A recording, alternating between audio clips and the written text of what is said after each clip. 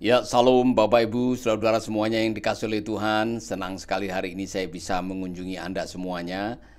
Tentunya dalam program Making Life Better yang bikin hidup lebih baik.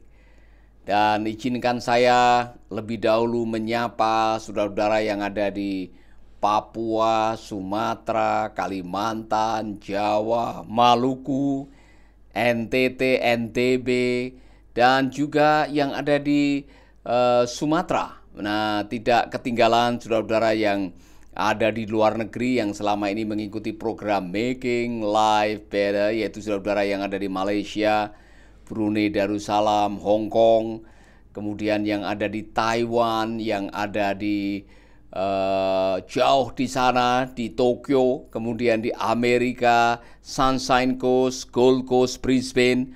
Demikian juga yang ada di India, saudara-saudara yang ada di Abu Dhabi, bahkan yang ada di Saudi Arabia yang sering menonton Making Life Better. Pagi hari ini saya sengaja hadir dengan topik khusus, yaitu untuk penderita kanker. Kenapa? Karena kemarin saya ditelepon oleh sahabat saya dari Australia, minta didoakan karena baru menderita sakit kanker prostat. Nah, saudara-saudara, itulah sebabnya saya mau bersaksi dengan Anda semuanya bahwa bagi Allah tidak ada yang mustahil. Saya juga mau bersaksi bagaimana proses menjalani kemoterapi 15 kali, radiasi 35 kali, kemudian Tuhan mengizinkan saya mengalami keajaiban demi keajaiban. Nah, saya harap saudara-saudara pernah mendengarkan kesaksian saya sebentar. Pada waktu saya dijamah oleh Tuhan, mengalami pertolongan Tuhan waktu menderita kanker. Dan pagi hari ini saya mau kasih tips buat Anda semua bagaimana waktu menjalani terapi, apa yang harus kita miliki. Yang jelas jangan sampai kehilangan pengharapan. Amin. Dan saudara-saudara, saya mau mengajak Anda semuanya berdoa. Secara khusus pagi hari ini kita berdoa buat saudara-saudara kita yang menderita penyakit kanker. Di dunia ini ada banyak orang yang menderita penyakit kanker, saudara-saudara. Itulah sebabnya tidak ada salahnya kalau pagi hari ini kita mendoakan sahabat-sahabat kita. Amin.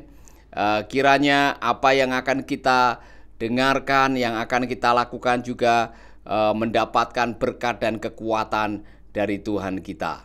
Amin. Saudara-saudara, pagi hari ini saya mau mengajak Anda sekalian untuk mendengarkan sebuah kalimat yang diucapkan oleh Rasul yang mengatakan, sebab bagi Allah tidak ada yang mustahil. Kemudian ada kalimat yang mengatakan, bagi orang percaya tidak ada yang mustahil. Ada dua kalimat ini, saya mendengarkan ini saudara-saudara, dan saya percaya kalimat yang kita dengar akan menjadi berkat, akan menjadi kekuatan bagi kita sekalian. Katakan amin. Oleh karena itu saudara, saya ingin mengajak Anda semuanya untuk kita terus berharap kepada Tuhan, berharap kepada keajaiban Tuhan, karena memang bagi Tuhan tidak ada yang mustahil. Nah, pagi hari ini sudah ada beberapa yang bergabung, yaitu Ibu Herlina Simangungsong. Shalom Ibu Herlina. Senang bisa berjumpa dengan Ibu walaupun melalui live streaming. Moms Bima Hareva, ini shalom juga. Kemudian Anindolu juga yang sudah bergabung, banyak yang sudah bergabung. Ibu Nova, shalom. Ibu Heti Gulo juga, ya, luar biasa. Doakan saya Pak, pejuang kanker payudara. Baik, kita akan berdoa. Nah, saudara-saudara, begini, saya mulai dengan kalimat ini karena waktu kemarin saya mendengarkan telepon dari sahabat saya namanya Henry dari Australia. Dia dalam keadaan khawatir, dia dalam keadaan takut. Nah, ini yang terjadi dengan orang-orang yang didiagnosa menderita kanker. Belum apa-apa kita sudah ketakutan, dan itu masuk akal. Itu juga yang saya alami saudara-saudara waktu Dr. Lim Tek Seng dari Gleneagles Hospital mengatakan, bad news sir, Anda menderita kanker. Bukan rongga radang sinusitis, tapi kanker di rongga sinusitis stadium 3. Saudara-saudara, waktu saya mendengar kanker di rongga sinusitis stadium 3, secara manusia saya langsung down. Saya langsung stres, saya langsung hidup dalam keadaan seperti takut mati, saudara-saudara. Takut mati, otomatis. Dan tidak bisa disangkali pendeta juga takut mati. Saya dengan istri waktu mendengar itu, kami merasa, aduh, banyak pertanyaan. Kami rasa takut, bingung, kami rasa seperti tidak percaya, resah dan gelisah. Kenapa saya menderita kanker? Pertanyaannya mulai mengungkit-ungkit. Tuhan, saya ini melayani Tuhan. Saya ini berusaha memberikan yang terbaik. Saya ini sudah mempersembahkan hidup saya untuk melayani Tuhan. Kenapa saya menderita kanker? Itu reaksi otomatis yang ada dalam diri saya pada waktu itu, saudara-saudara. Nah, istri saya waktu itu memang dia hanya bisa menangis, dia tidak bisa banyak omong. Mungkin dia kaget, dia seperti terkejut ya, terkejut. Aduh, tidak menyangka. Nah, ini awalnya, saudara, saya mengalami hal-hal yang sedikit agak aneh dalam tubuh saya. Contohnya, hidung sebelah kiri kalau tidur seperti tersumbat. Kalau bersin sering mengeluarkan darah. Ini awal-awalnya. Kemudian lama-lama saya lihat mata kiri saya bermasalah. Saya tidak bisa melihat dengan jelas. Saya mengalami seperti kayak kebutaan di mata kiri, saya mulai buta. Kemudian yang lebih parah lagi, wajah saya ini sebelah kiri mulai hilang rasa dan lidah saya juga hilang rasa. Nah, itulah sebabnya saya harus ke rumah sakit dan selama 5 hari di rumah sakit Prima Medica. Saya ditangani oleh 4 dokter, ada dokter mata, ada THT, dokter umum, dokter penyakit dalam. Saudara-saudara, setelah 5 hari mereka tidak menemukan saya sakit apa. Jadi akhirnya saya keluar dari rumah sakit dan dalam kondisi bingung. Saya sakit apa? Karena dokter ahlinya mengatakan, Bapak coba ke Jakarta, periksa dengan profesor saya. Ya, artinya mereka berempat sudah give up, sudah tidak bisa menolong saya lagi. Saya harus ke Jakarta. Nah, istri saya bilang, daripada ke Jakarta, lebih baik kita ke Singapura. Kebetulan kita punya kenalan di Singapura.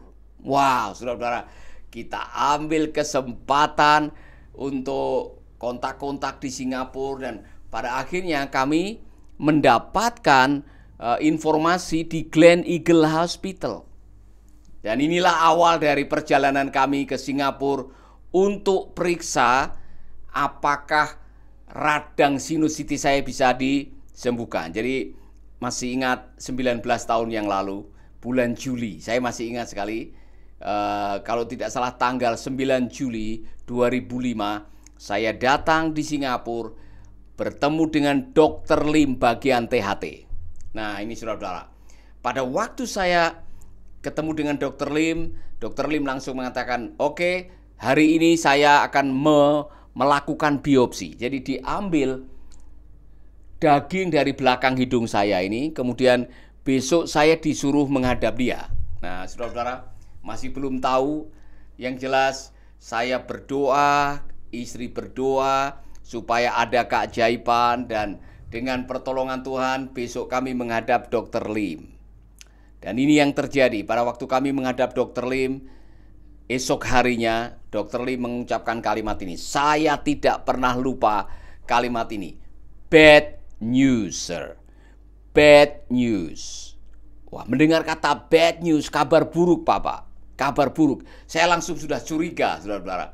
Wah, pasti ada apa-apa. Nah, sebentar saya perbaiki lightingnya.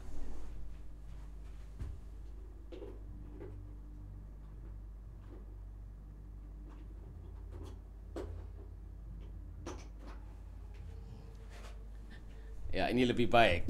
Ya, jadi saudara, waktu saya mendengarkan bad news, sir, bad news, saya langsung sudah curiga. Jadi dokter Lim bilang ini bukan radang sinusitis, tetapi kanker di rongga sinusitis atau nasofaring. Kanker nasofaring stadium 3. Dan dia menjelaskan tumor atau daging yang tumbuh itu menekan saraf nomor 5 dan nomor 7. Itulah sebabnya mata kiri saya buta. Dan itulah sebabnya saya kehilangan rasa dan wajah saya kram. Nah, setelah itu saya harus menghadap 2 dokter lagi, bagian onkologi dan bagian radiasi. Dan di bagian onkologi saya ketemu dengan Dr. Carmen Wong yang cukup terkenal di Glen Eagle maupun di rumah sakit yang sangat terkenal Mount Elizabeth, ya, Mount E. Dan saudara, saya harus menghadapi kenyataan yang tidak pernah saya bayangkan. 15 kemo, 35 kali radiasi. Kemudian saudara, saya harus ada di Singapura selama 3 bulan dan katanya harus mempersiapkan uang 400 juta untuk menjalani semua. Hanya untuk kemo dan untuk radiasi. Saudara, sekali kemo 18 juta, sekali radiasi sekitar waktu itu sekitar 15 juta. Sekitar 15 juta kali 35 kali. Saudara bisa membayangkan. Jadi saya to the point, saya tidak punya uang sebanyak itu. Nah, ini yang saya mau sampaikan kepada Anda yang sedang menderita kanker. Saudara, saya mau mengatakan bahwa saya terkejut. Saya kaget kenapa saya bisa menderita kanker. Nah, inilah hidup, saudara. Tidak peduli mau pendeta, mau orang awam, mau rohaniawan, atau mau rakyat biasa, jemaat biasa. Dalam hidup ini kita akan ketemu dengan kejutan-kejutan yang membuat kita kaget. Loh, kok saya? Ya kan? Ada di benak ini ada berkecamuk. Kenapa bukan yang lain? Kenapa saya yang menderita? Ada juga pertanyaan-pertanyaan, Tuhan, apa salah saya? Saudara-saudara, dan itu normal. Saya yakin Bapak Ibu yang pernah mengalami kejutan-kejutan penderitaan dari penyakit, kehilangan, menghadapi musibah, saudara akan mengajukan pertanyaan, why me? Kenapa saya? Nah, kepada Bapak Ibu sekalian yang sedang menderita kanker, Anda tidak sendiri untuk menderita kanker. Anda tidak sendiri. Dan saya mau mengucapkan ini atau mengajarkan ini. Jangan pikir karena kanker Anda kena kutuk. Karena kita merasa, waduh, kanker, penyakit mematikan. Kutuk apa ini yang saya sedang alami? Tidak, semua penyakit oleh karena kutuk. Iya kan? Ini contoh, saya kemudian mencoba mendamaikan pikiran saya. Ya kan? Karena saya coba menghakimi diri, jangan-jangan saya ada kesalahan. Jangan-jangan saya ada dosa besar di hadapan Tuhan. Jangan-jangan saya melakukan pelanggaran. Saudara, begitu mudah kita menghakimi diri seolah-olah saya salah besar ini. Dengar baik-baik. Ayub diizinkan oleh Tuhan menghadapi malapetaka bukan karena dia salah. Amin. Dikatakan di dalam kitab Ayub, dia orang dari Irak Utara atau orang yang paling saleh, jujur, takut akan Tuhan dan menjauhi kejahatan. Sudah clear, sudah jelas dari depan, Ayub tidak ada salah. Dia bahkan orang yang paling dekat dengan Tuhan, orang yang paling rohani, orang yang paling jujur dan menjauhi kejahatan. Tapi Tuhan izinkan dia menghadapi penyakit lepra ganas seolah-olah sebagai penyakit kutukan. Bukan hanya dia kehilangan kesehatannya, 7.000 kambingnya disambar petir, 3.000 ontanya dirampok orang, 1.000 lembunya dijarah, 500 keledainya diambil orang, 10 anaknya mati kerobohan rumah. Tadi dijelaskan di awal, ia orang yang saleh, takut akan Tuhan, menjauhi kejahatan, orang yang jujur. Dengan kata lain, jangan cepat menghakimi diri waktu kena kanker bahwa ini kutuk dari Tuhan. Kadang-kadang Tuhan mengizinkan kita menghadapi yang terburuk dalam hidup karena Tuhan mempersiapkan yang terbaik untuk hidup kita. Amin. Saya mau kasih tips untuk Anda yang sedang menderita kanker. Jangan menghukum diri sendiri, jangan menghakimi diri sendiri dan mengatakan, udah saya yang berdosa, saya salah, saya kena kutuk. Saudara, jangan terlalu cepat menghakimi diri Anda. Karena penyakit yang Anda derita, masalah yang Anda hadapi, kesulitan yang datang dalam hidup tidak selalu karena Anda salah, tetapi karena Tuhan mengasihi Anda. Saudara kaget, loh kalau Tuhan mengasihi, kenapa Tuhan mengizinkan saya menderita kanker? Nanti dulu. Pain atau penderitaan itu bisa mendekatkan Anda kepada Tuhan. Penderitaan bisa mendekatkan Anda kepada teman. Penderitaan bisa mendekatkan Anda pada diri sendiri. Jadi Ayub sedang diizinkan oleh Tuhan untuk mengalami sebuah ujian iman karena di depan ada bonus yang Tuhan sedang sediakan. Dan terbukti, disitulah ada ujian demi ujian. Disitulah Tuhan izinkan untuk Ayub menghadapi itu. Jadi jangan selalu mengasosiasikan penyakit sebagai kutuk. Terkadang Tuhan mengizinkan yang terburuk dalam hidup karena Tuhan mau memunculkan yang terbaik dari hidup Anda. Ibu Desi katakan amin. Marudut, Asugian, Maina, Ibu Julita, ya. Kemudian Wasti, Marsun yang baru mendengar, Renalita, Astianti, Enianto, dengar baik-baik. Jangan cepat menghakimi dirimu atau orang lain. Kalau dia penyakit, otomatis dia berdosa besar di hadapan Tuhan. Salah. Saya mau mengatakan ini, saudara-saudara, untuk penderita kanker, waspadai 4 ini. Kadang-kadang Tuhan mengizinkan kita sakit sebagai sebuah tanda bahwa Anda perlu istirahat, bahwa Anda perlu mengevaluasi kembali hidup Anda, bahwa Anda perlu kembali menengok irama hidup Anda dan gaya serta model hidup Anda. Amin. Saya ketemu dengan dokter yang menangani saya dan saya penasaran, apa penyebab penyakit kanker. Nah, kemudian saya membaca-baca buku, banyak baca karena saya pengen tahu apa sih sebetulnya yang menyebabkan kanker. Nah, saudara-saudara, saya menemukan sebuah kebenaran bahwa hampir semua penyakit, dengar baik-baik, hampir semua penyakit 85% disumbang oleh pikiran. Saya ulangi lagi. Hampir semua penyakit 85% disumbang oleh pikiran. Dengan kata lain, sumber penyakit itu lebih banyak pada pikiran daripada makanan. Nah, kalau sudah bicara mengenai pikiran, itu bicara gaya kita hidup, saudara-saudara. Kemudian dokter memberikan saya awasan. Waspadai 4 hal ini. Bu Wasti, Marsep, Desi, tolong waspadai 4 ini. Ibu Lili, Suisa. 1, rasa bersalah. Guilt. Rasa bersalah. Rasa bersalah itu beban, saudara-saudara. Kalau saudara menyimpan kesalahan atau menyimpan pelanggaran, saudara tidak minta pengampunan, saudara simpan sendiri. Wow, saudara-saudara, Anda akan memiliki sebuah beban hidup yang kalau dibiarkan lama bisa mendatangkan penyakit.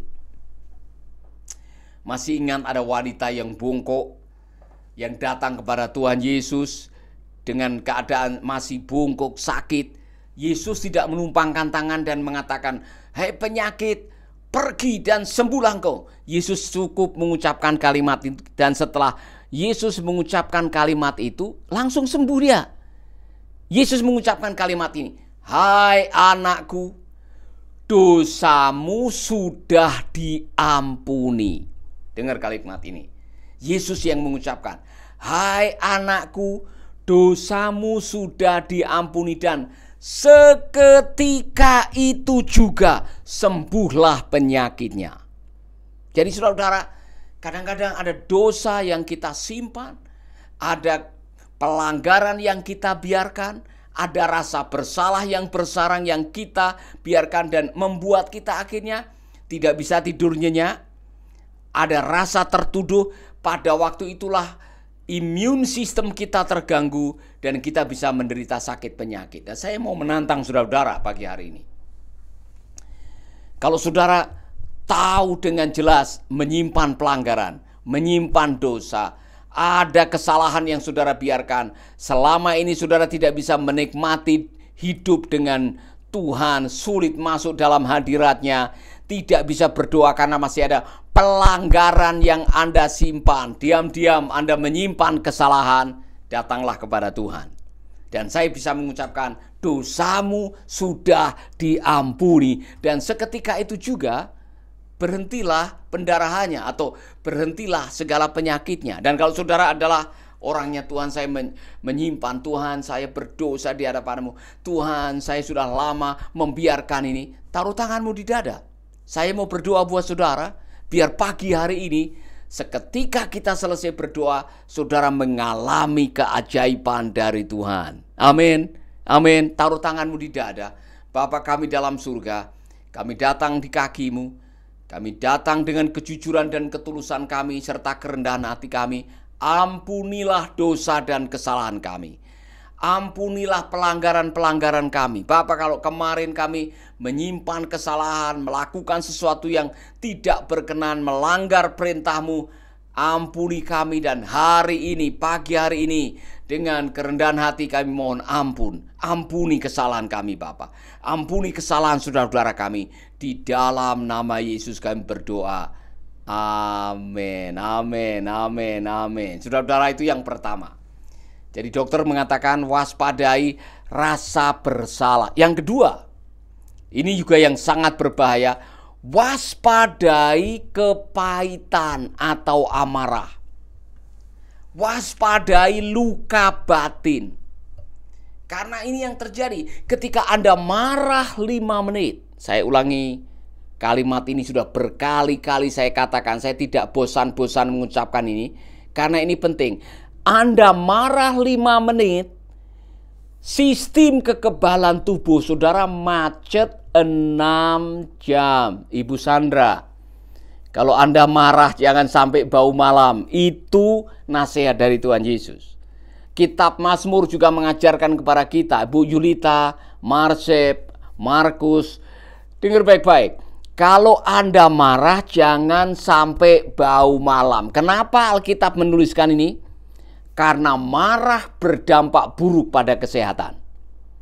Maka dokter mengatakan jangan simpan kepahitan, jangan simpan marah. Karena waktu Anda marah 5 menit, sistem kekebalan tubuh macet 6 jam. Artinya apa, saudara-saudara? Artinya jangan pernah membiarkan kepahitan bersarang dalam hati Anda. Saya mendengar ilustrasi ini. Orang yang menyimpan kemarahan itu seperti orang yang minum racun serangga. Mungkin ada yang namanya Baygon. Kalau saudara minum Baygon, yang mati bukan yang jual Baygon, bukan yang membawa Baygon, bukan yang nonton saudara minum Baygon. Kalau Anda mati atau minum, yang mati adalah Anda sendiri yang minum. Nah, ilustrasi ini buat kita semua. Kalau Anda menyimpan kemarahan atau kepahitan, yang celaka bukan yang bikin marah. Yang celaka yang menyimpan marah. Ini contoh. Saudara dikhianati oleh teman, dikhianati oleh pasangan, ya kan? Kemudian saudara menyimpan kepahitan, saudara marah berbulan-bulan. Orang yang bikin kepahitan sudah lenggang kangkung, meninggalkan Anda barangkali. Orang yang berkhianat sudah kesana kemari. Anda yang belum bisa melepaskan pengampunan tersiksa. Sakitnya tuh di sini. Ya kan? Saudara nyanyi kesana kemari menyanyikan lagu ini. Sakitnya hati ini. Kemana-mana saudara mengeluh. Anda pikir ada yang peduli dengan Anda? Tidak ada. Jadi tolong Anda yang sedang menderita kanker, cek baik-baik adakah kemarahan dalam hati Anda.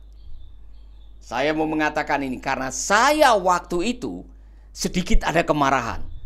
Jadi 19 tahun yang lalu pada waktu saya menderita kanker sebetulnya saya sedang menyimpan kemarahan. Ada persoalan yang terjadi dalam diri saya, dalam pelayanan saya, dan saya menyimpan kemarahan. Salah satu kemarahan adalah saya marah dengan orang-orang yang malakin saya. Jadi waktu itu baru terjadi gempa dan tsunami di Banda Aceh. Kami dipercaya oleh sebuah organisasi di Australia untuk membangun 2 rumah janda dengan dana 5 miliar. Saudara-saudara, cukup besar dananya.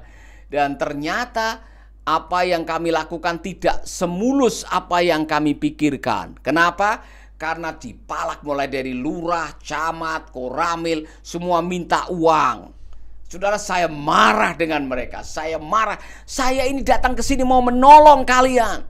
Kenapa harus dipalakin? Nah, kemarahan itu terbawa sampai tidur berbulan-bulan, dan akibatnya yang terjadi adalah imun sistem saya terjun bebas. Nah, ini saya mau meringatkan kepada Anda semuanya yang sedang menderita kanker atau yang sedang mau menjaga hidupnya supaya tidak mudah terserang penyakit. Bebaskanlah dirimu dari kemarahan. Amin.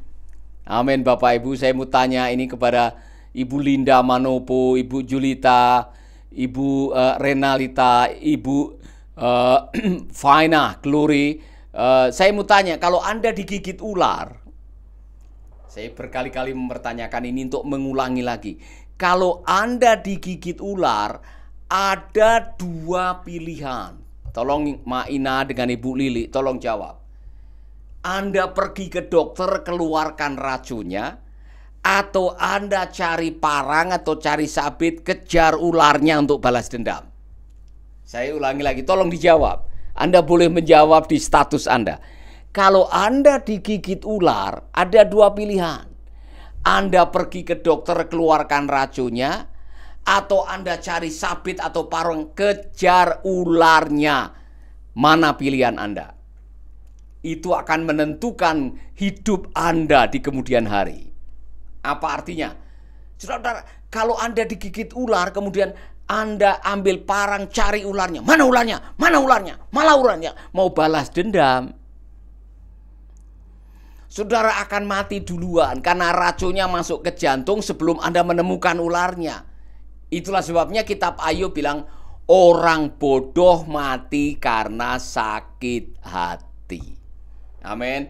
Maka saya katakan setuju dengan Ibu Norsyah, pergi ke dokter, itu bijak. Ibu Venas bilang, keluarkan racunnya. Amin. Ya kan? Saudara-saudara, keluarkan racunnya, Ibu Renalita. Nah, saudara-saudara, itu yang baik. Maka jadilah bijak.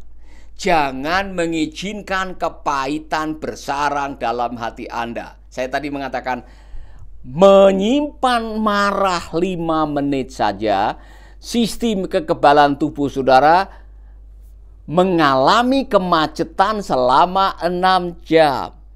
Maka kalau marah cepat diselesaikan. Jangan menyimpan kemarahan dalam hati Anda. Amin. Ibu Elizabeth Mailoa mengatakan ke dokter, bijaksana ya. Vistalia ke dokter, Nova ke dokter. Nah, apa aplikasinya sekarang? Dengar. Kalau Anda marah hari ini dengan suami, marah dengan mertua, marah dengan anak, marah dengan tetangga, cepatlah melepaskan pengampunan untuk mengeluarkan racunnya. Jangan menyimpan kesalahan orang dan mengatakan, kalau dia belum datang berlutut di depan saya tidak akan pernah mengampuni dia. Salah, saudara. Anda menderita setelah ini. Saya kasihan dengan Anda. Anda yang akan dicabik-cabik oleh kepahitan dalam hati Anda. Maka saudara-saudara, segera lepaskanlah pengampunan. Ibu Desi, Wenas, kalau suamimu atau kalau orang lain kalau sudah bersuami, ya mohon maaf. Kalau ada orang yang melakukan kesalahan dan saudara disakiti, cepatlah melepaskan pengampunan supaya tidak ada racun yang bersarang di dalam hati Anda. Saudara mungkin protes, Pak, kok enak ya orang minta maaf begitu mudah. Saya yang disakiti ini tersiksa. Benar, benar. Tetapi belajarlah dari Tuhan Yesus. Yesus melepaskan pengampunan tanpa menunggu orang minta ampun. Ibu Lika, Ari, dan Maina dengar baik-baik. Pada waktu Yesus ada di kayu salib, Yesus mengucapkan kalimat ini, "Ya Bapa, ampunilah mereka karena mereka tidak tahu apa yang mereka perbuat." Cek baik-baik. Adakah Petrus minta maaf? Petrus yang mengkhianati Yesus 3 kali, apakah dia datang di depan salib dan mengatakan, "Maafkan saya Tuhan Yesus"? Tidak. Apakah Yudas yang menjual dia datang minta maaf? Tidak. Apakah para algojo yang menyiksa Yesus ada yang datang minta maaf? Tidak. Lalu kenapa Yesus mengucapkan, "Ya Bapa, ampunilah mereka"? Karena Yesus tidak mau mati dengan kepahitan. Karena dia yang mengatakan, "Hendaklah kamu saling mengampuni dan biarkanlah pembalasan itu diserahkan kepada Tuhan." Katakan amin. Ibu Sandra, amin. Kalau Anda sedang disakiti orang sekarang ini, kalau Anda sedang menderita kanker sekarang ini dan masih menyimpan kepahitan atau Anda menyimpan sakit penyakit, Anda sedang sakit hari ini dan Anda menengok hatimu, masih ada luka, masih ada kepahitan, masih ada amarah, saya mau mengajak sekarang juga, lepaskan pengampunan. Bagianmu adalah melepaskan pengampunan. Bagiannya Tuhan adalah memberikan pembalasan. Katakan amin. Dan saudara mengatakan, "Pak, berat Pak." Bisa. Caranya bagaimana? Minta kekuatan kasih Tuhan. Dengan kasih Tuhan, aku mencabut semua kepahitan, perkataan yang menyakitkan, perilaku yang membuat aku tersinggung, perilaku yang telah merendahkan dan membullying saya. Aku cabut semuanya. Aku bawa di kaki Tuhan, aku mengampuni orang itu, dan saya serahkan setelah ini semuanya kepada Tuhan. Bisa melakukan itu? Saudara bisa melakukan itu? Bisa.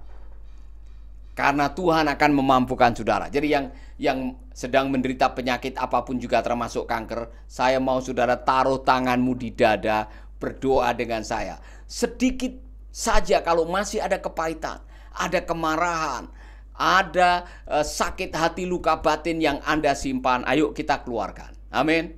Bapa kami dalam surga, ajari sahabat-sahabatku hari ini yang mendengarkan kebenaran ini. Kalau masih ada marah, rasa tersinggung, luka batin, atau apapun juga yang menyelinap di dalam dada yang menyiksa kami melepaskan pengampunan. Melepaskan pengampunan untuk orang-orang yang selama ini telah melukai hatiku, untuk orang selama ini yang merendahkan aku, untuk orang yang selama ini mengkhianati, menggosipkan, memfitnah, membicarakan. Aku mengampuninya dan aku menyerahkan mereka ke dalam tangan Tuhan. Dalam nama Yesus aku berdoa. Haleluya. Amin. Amin. Dengar baik-baik saudara-saudara. Saya mau mengatakan ini. To forgive, mengampuni, itu artinya let it go, atau send it away. Apa yang di let it go? Biarkan dia pergi. Dendamnya, marahnya, keinginan untuk membalas, biarkan dia keluar dari hati saudara. Serahkan kepada Tuhan. Amin. Setelah saudara melepaskan pengampunan, dengar baik-baik, rasakan adanya pemulihan. Karena pengampunan awal dari pemulihan. Masih ingat orang yang wanita bongkok yang datang kepada Tuhan yang tadi saya sebutkan? Dia dalam keadaan sakit bongkok datang kepada Tuhan. Yesus cukup mengucapkan kalimat ini, "Hai anakku, dosamu sudah diampuni." Seketika itu juga sembuhlah penyakitnya. Ketika Anda bisa mengampuni, ketika Anda bisa melepaskan pengampunan, orang pertama yang paling diuntungkan adalah diri Anda sendiri. Maka ada yang pernah mengatakan begini, mengampuni itu seperti melepaskan narapidana dari penjara. Dan narapidananya adalah Anda sendiri. Jadi kalau tadi saudara sudah berdoa dengan saya melepaskan pengampunan, berbahagialah Anda. Saya yakin ada beberapa di antara saudara yang tadi berdoa, saudara merasakan hidup jadi ringan, beban jadi ringan. Bahkan ada yang sudah mulai mengalami kesembuhan. Saya yakin sudah ada yang mulai mengalami jamahan Tuhan. Dan saudara-saudara bersyukurlah kepada Tuhan. Amin. Amin, saudara-saudara. Kepada saudara-saudara yang sedang menderita kanker. Yang pertama tadi, waspadai dengan namanya rasa bersalah. Yang kedua, waspadai dengan amarah. Yang ketiga, waspadai yang namanya khawatir. Dokter Carmen Wong memberikan penjelasan kepada saya, jangan khawatir. Karena ternyata banyak orang kanker meninggal bukan karena kankernya. Banyak orang yang menderita kanker meninggal karena takut menghadapi kanker. Takut bayarnya, seperti saya, saudara-saudara. Pada waktu Dokter Carmen Wong mengatakan, Anda harus 15 kali kemo, 35 kali radiasi. Wah, saya langsung bayarnya bagaimana, ya kan? Sekali kemo 15 juta, sekali radiasi 14 atau 12 juta. Saya harus siap 450 juta. Saya tidak punya uang sebanyak itu. Jadi ini yang terjadi. Pada waktu saya harus menandatangani efek samping perjanjian menyetujui efek samping saya tanda tangan langsung.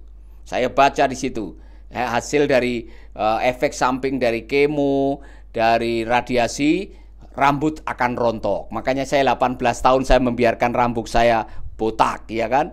Kemudian berat badan turun 7 sampai 11 kilo. Saya akan kesulitan menelan makanan, katanya, saudara-saudara. Kemudian saya akan mengalami mual-mual selesai kemo. Saya tidak ada masalah. Bahkan yang paling parah adalah, yang terburuk adalah mata kiri saya akan buta. No problem. Saya tanda tangan. Saya tanda tangan, tidak ada masalah. Yang penting saya masih hidup, ya kan? Yang penting saya sembuh, dokter. Tapi kertas yang kedua saya tidak tanda tangan. Menakutkan.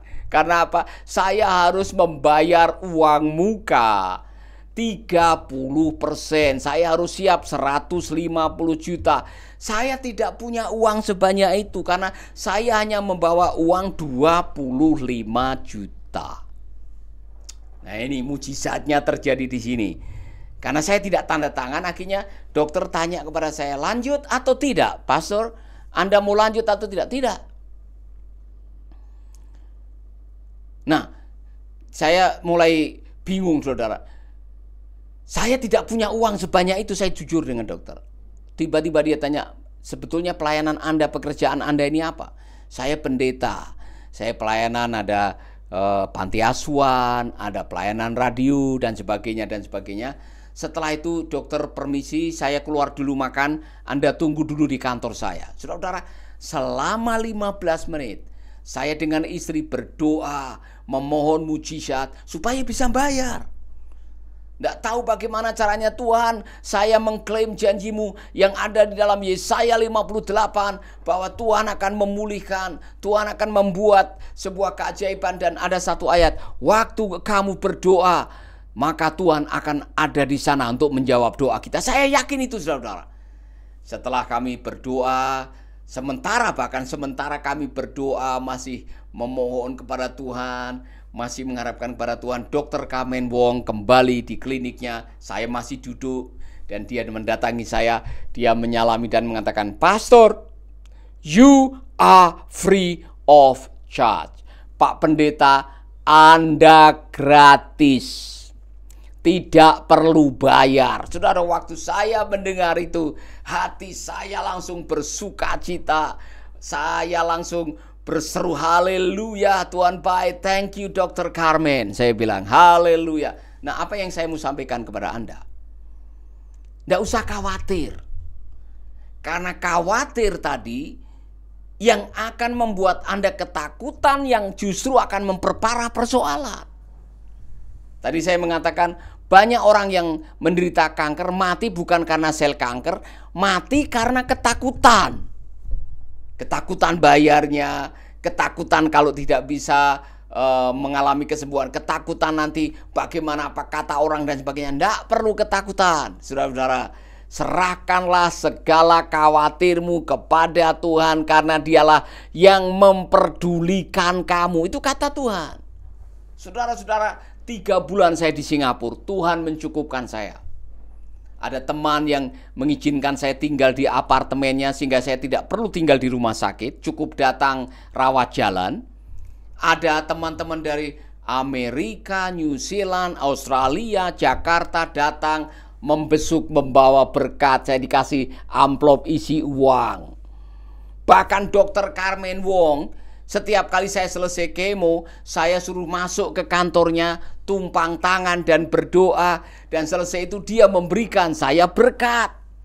Jadi saya mengatakan tidak usah khawatir nanti kalau saya mati bagaimana. Nanti kalau kanker saya tidak sembuh bagaimana. Nanti bagaimana. Anda malah nanti bisa-bisa mati duluan bukan karena kanker, tapi karena khawatir. Karena khawatir itu dalam bahasa Inggrisnya adalah to choke. Apa itu to choke? Mencekik. Jadi khawatir itu artinya mencekik. Makanya Yesus pernah bertanya, apakah dengan khawatirmu kamu bisa menambahi umurmu 1 hasta saja? Jawab. Buasti, Meivana Baban, Domingus, jawab pertanyaan saya. Apakah dengan khawatir kamu bisa menambahi umurmu 1 hasta saja? Ini pertanyaan dari Tuhan Yesus. Jawabannya tidak bisa. Artinya apa? Khawatir tidak memperpanjang umur. Khawatir memperpendek umur. Kalau tidak percaya, khawatirlah senantiasa. Ibu Renalta memberikan masukan dan saya setuju. Ibu Renalita mengatakan, waktu COVID juga begitu, yang meninggal karena kekhawatiran atau kekhawatiran dan ketakutan yang berlebihan. Benar Ibu, hal yang sama dalam hidup kita. Ketika kita hidup dengan khawatir, kita sedang memperpendek umur kita. Maka Yesus mengatakan, jangan khawatir.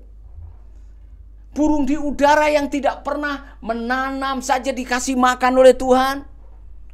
Bunga bakung yang tidak pergi ke salon didandani oleh Tuhan. Kamu lebih dari semuanya itu. Maka ini yang harus kamu lakukan. Carilah dahulu kerajaan Allah dan kebenarannya. Maka yang lain ditambahkan. Apa penerapannya untuk Anda yang sedang menderita penyakit, khususnya penyakit kanker? Daripada Anda mengkhawatirkan nanti bagaimana, nanti bagaimana, lebih baik cari dahulu kerajaan Allah. Apa artinya? Hidup dalam prinsip-prinsip kerajaan. Datang di kaki Tuhan, muliakan Tuhan, lakukan kebaikan, hidup dalam penyembahan, sering menyanyikan pujian, sering-sering menghafal firman, perkatakan kebenaran. Maka yang lain-lain akan ditambahkan kepadamu. Amin. Saya tidak menyangka kalau ujung-ujungnya Dr. Carmen Wong mengatakan gratis. Anda tidak perlu membayar. Saudara-saudara, sampai hari ini kalau saya periksa kontrol di Dr. Carmen Wong, selalu diingatkan Hidupmu adalah mujizat. Kepada semua yang lagi sakit, terutama penyakit kanker, buanglah semua kekhawatiran Anda.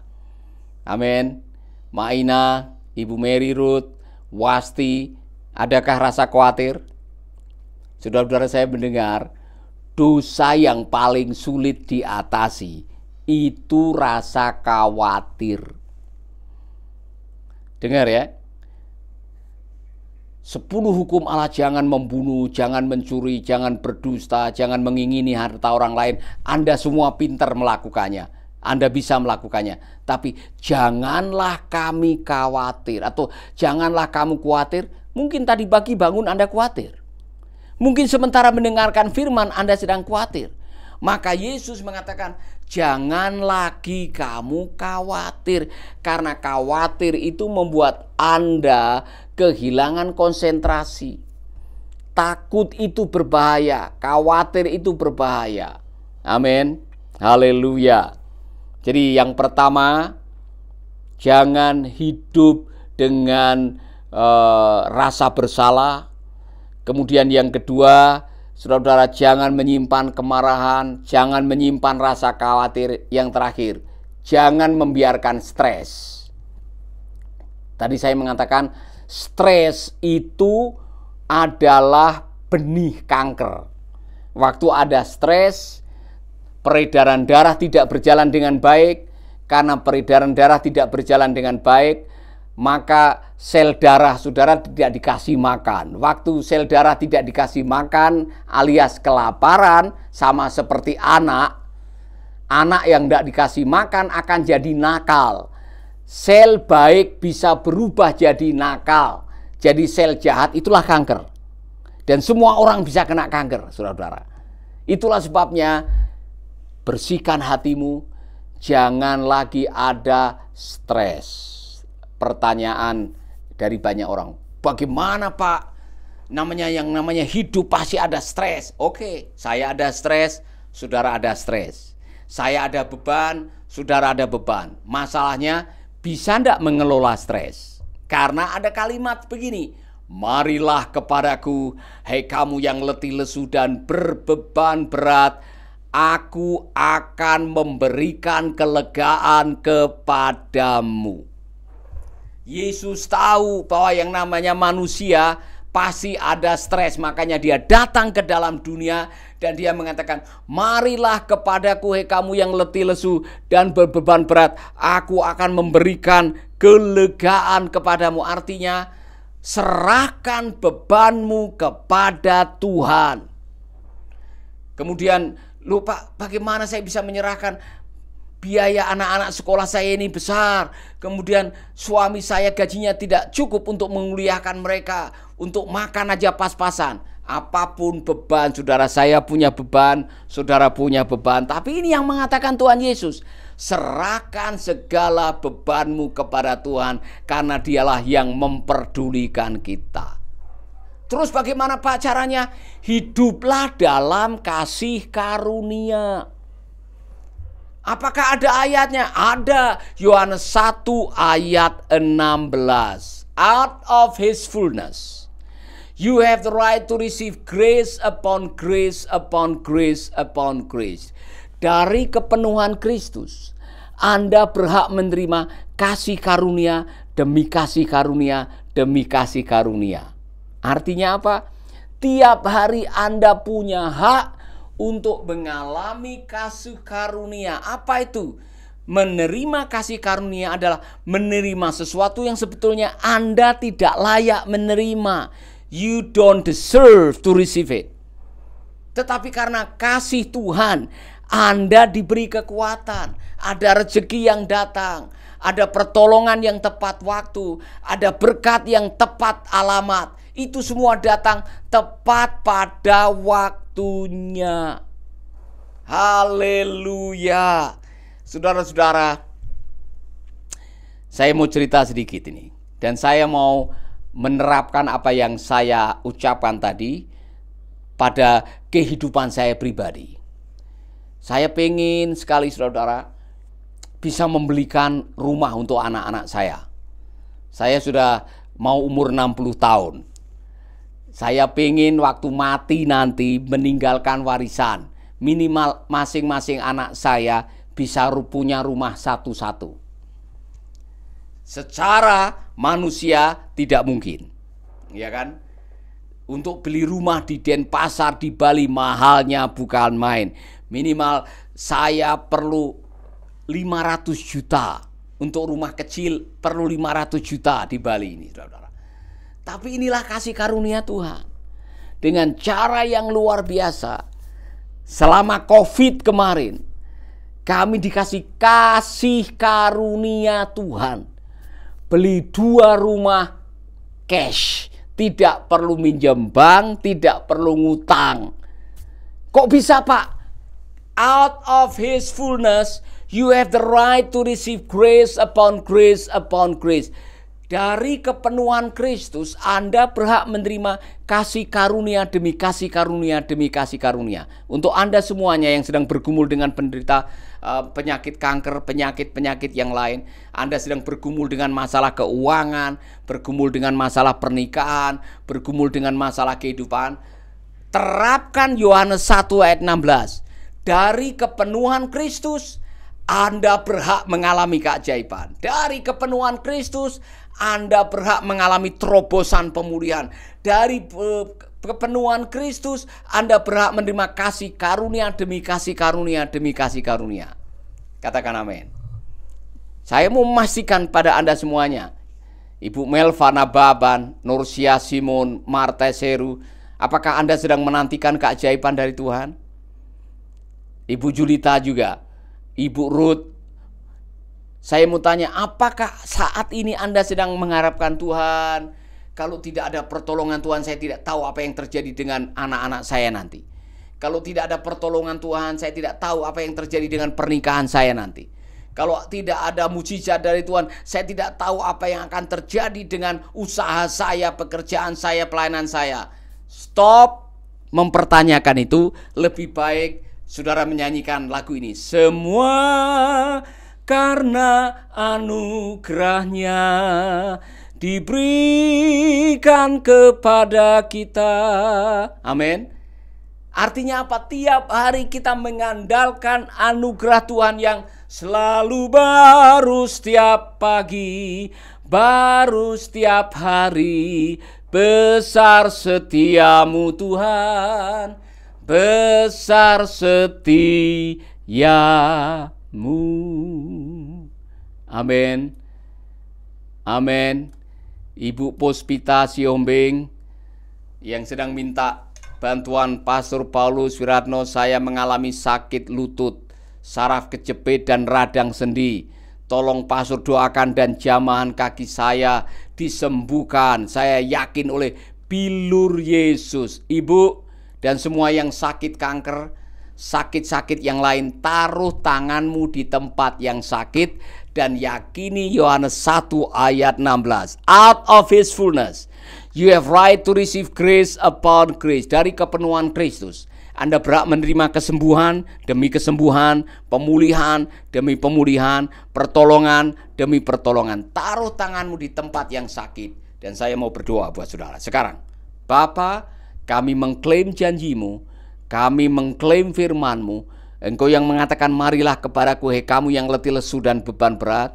Engkau yang mengatakan dari kepenuhan Kristus, kami berhak menerima kasih karunia demi kasih karunia. Aku berdoa sekarang buat sahabat-sahabatku semuanya yang sakit lutut, saraf kejepit, kanker payudara, kanker rahim, kanker serviks, kanker paru-paru, kanker usus, kanker apapun juga. Aku berdoa pagi hari ini di dalam nama Yesus, oleh darah anak domba dan oleh kesaksian kami semua, penyakit telah disembuhkan. Oleh bilur Kristus semua sudah disembuhkan. Di dalam nama Yesus kami berdoa. Haleluya. Amin. Amin. Amin. Amin. Bapak Ibu, ingat baik-baik pesan saya. Waspadai amarah, waspadai rasa bersalah, waspadai khawatir, waspadai stres. Amin.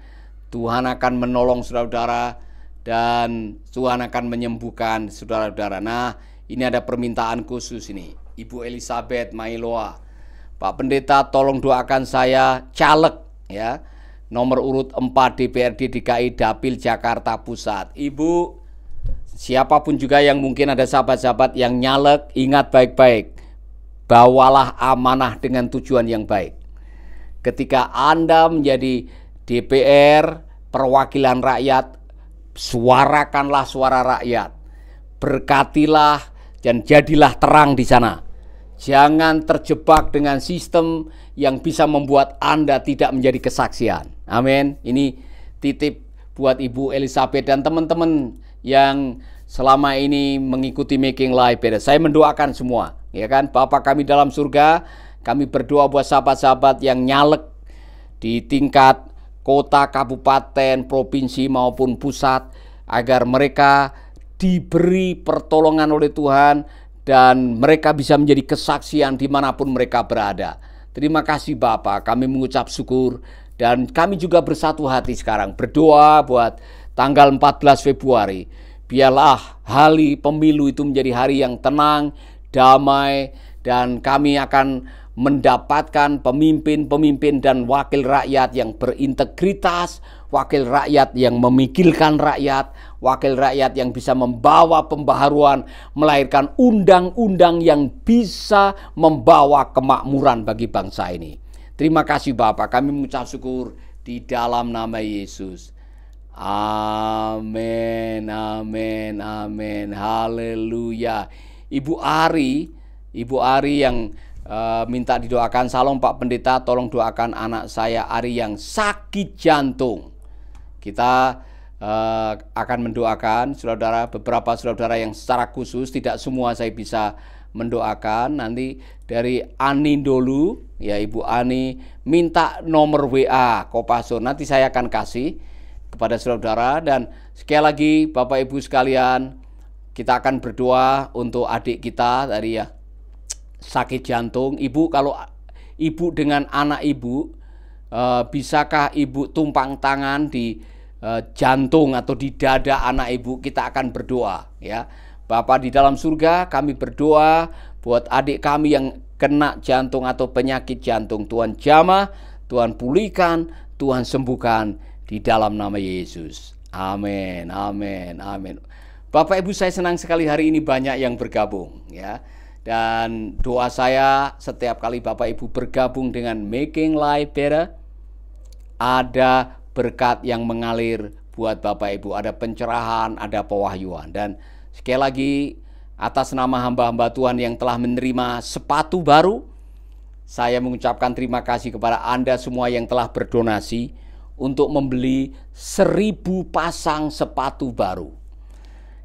Minggu lalu saya berada di Teluk Dalam Nias dan saya melihat ada hamba-hamba Tuhan di sana yang pakai sepatunya. Saya lihat dengan bahagia, wow, mereka para penginjil, para hamba Tuhan di pedesaan yang bisa menerima sepatu dengan sukacita. Saya ikut bersukacita. Tolong doakan panti kita yang ada di Nias. Saudara, hati saya masih melekat pada wajah Albert, anak 6 tahun yang seperti 3 tahun. Karena menderita penyakit kelainan saraf dan juga kelainan mental, akhirnya yang saudara-saudara saya sampai hari ini masih terbayang-bayang wajahnya Albert. Bapaknya adalah tukang kayu atau buruh bangunan, ibunya meninggal. Waktu masih bayi dia sering diajak bapaknya ditaruh di pinggir bangunan dia yang bekerja dan sebagainya. Akhirnya dia taruh anak itu di panti asuhan karena tidak mampu membesarkan. Waktu saya melihat, saya terharu. Doakan panti kita yang ada di sana. Ada 17 anak yang ada di Teluk Dalam dan kami perlu merenovasi. Kemudian panti yang di Medan juga akan segera dimulai kembali. Sedang ada renovasi panti yang di Pancur Batu. Doakan Bapak Ibu supaya akhirnya panti-panti itu akan bisa menopang, menyantuni, menyekolahkan anak-anak yang memang perlu ditolong. Karena memang di Indonesia saya mendengar ada 5 juta anak terlantar. 5 juta anak terlantar. Mari kita doakan Dan kalau saudara barangkali terketuk hati saudara mau membantu pelayanan panti, kami ada 12 panti asuhan, ada 16 PAUD. Saudara mau menabur, mau berinvestasi dalam kerajaan, saya dengan senang hati mengajak saudara-saudara, ayo sama-sama kita gunakan sebagian dari rezeki yang Tuhan berikan untuk menolong mereka. Dan itu panggilan Tuhan. Diberkatilah orang yang menolong orang yang lemah. Amin. Saya menyalami Ibu Regina yang ada di Sabah, Regina Buandi. Saya dari Sabah, Malaysia. Amin. Semua yang di Sabah, banyak pendengar yang ada di Sabah. Saya menyalami Anda semuanya yang di Kuching, yang di Kuala Lumpur, Penang, Singapura, banyak sekali. Saya menyapa Anda semuanya. Thank you very much. Sekali lagi, bagi Anda yang rindu menabur, rindu untuk memberkati, menyisihkan sebagian dari rezeki saudara setiap bulan, sisihkan untuk menyantuni anak yatim piatu. Karena ini yang saya dengar, ini yang membuat saya mau melayani yatim piatu, yaitu Yakobus 1:27. Apa itu Yakobus 1:27? Agama yang murni dan berkenan kepada Allah adalah menyantuni anak yatim piatu dan janda-janda dalam kesusahan mereka. Amin. Jadi itulah sebabnya Bapak Ibu, saya mengajak Anda semuanya, mari kita akan terus berharap kepada Tuhan. Ini ada sahabat kita lagi yang dari Sarawak. Salam dari Sabah juga, Lebin Ben. Thank you. Saudara-saudara yang sudah bergabung dari Sarawak, salam untuk semua yang ada di Sarawak. Saya senang sekali banyak dari Sarawak yang bergabung dengan Making Life Better. Nah ini Pak Yakob Parabang juga yang sudah bergabung, dan juga dari Pospita Siombing dari Palembang. Palembang juga hadir, Ibu Pospita, God bless you. Tuhan memberkati semua saudara-saudara, dan bagikan video ini kepada teman-teman Anda yang sedang menderita penyakit, khususnya penyakit kanker. Siapa tahu kebenaran dan pewahyuan ini bisa menolong mereka, menghadirkan keajaiban dalam hidup mereka. Amin. Tuhan memberkati. Sampai jumpa di Making Life Better yang berikutnya. God bless.